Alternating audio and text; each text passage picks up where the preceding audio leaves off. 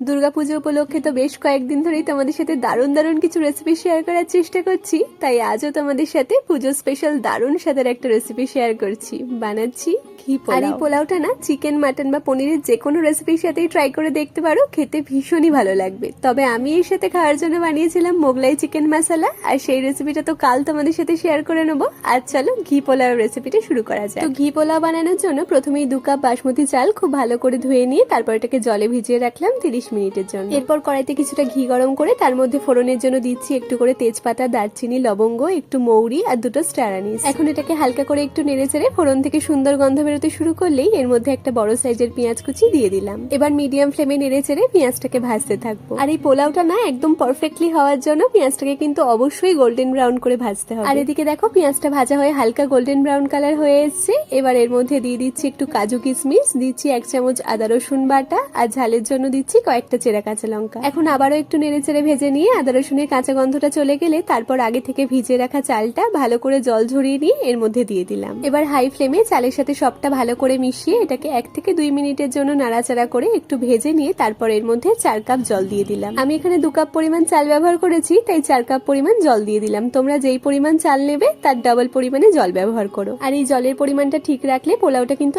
একদম ঝরঝরে হবে। এরপর এর মধ্যে স্বাদ মতো নুন দিয়ে সবটা একবার ভালো করে মিশিয়ে নিলাম। এখন গ্যাসের ফ্লেমটা হাইতে রেখে হালকা হাতে নাড়াচাড়া করে এটাকে কিছুক্ষণ ফুটিয়ে নেবো, যতক্ষণ না চালটা একটু সেদ্ধ হয়ে যায় আর জলটাও একটু কমে আসে। আর চালটা যখন প্রায় 60% মতন সেদ্ধ হয়ে যাবে তখন গ্যাসের ফ্লেমটাকে লোতে দিয়ে কড়াই ঢাকা দিয়ে এটাকে আরো 10 মিনিটের জন্য রান্না করে নেবো। এবার 10 মিনিট পর গ্যাসের ফ্লেমটা অফ করে তারপর কড়াই ঢাকা খুলে দেখাচ্ছি। দেখো চালটা কিন্তু খুব ভালোভাবে সেদ্ধ হয়ে গেছে, তবে এর মধ্যে এখনো হালকা জল জল ভাব রয়েছে। তার জন্য কড়াই চাপা দিয়ে এটাকে আরো 10 মিনিটের জন্য স্ট্যান্ডিং এ রেখে দিতে হবে। ব্যাস, তাহলে কত সহজেই তৈরি হয়ে গেল একদম পারফেক্ট ঝরঝরে ঘি পোলাও। আজকের রেসিপিটা তাহলে তোমাদের কেমন লাগলো অবশ্যই কমেন্টে জানিও কিন্তু। আর এই ঘি পোলাওয়ের সাথে খাওয়ার জন্য মোগলাই চিকেনের রেসিপিটা তো কাল তোমাদের সাথে শেয়ার করে নেবো, তাই চ্যানেলটাকে অবশ্যই একটা সাবস্ক্রাইব করতে ভুলো না। টাটা।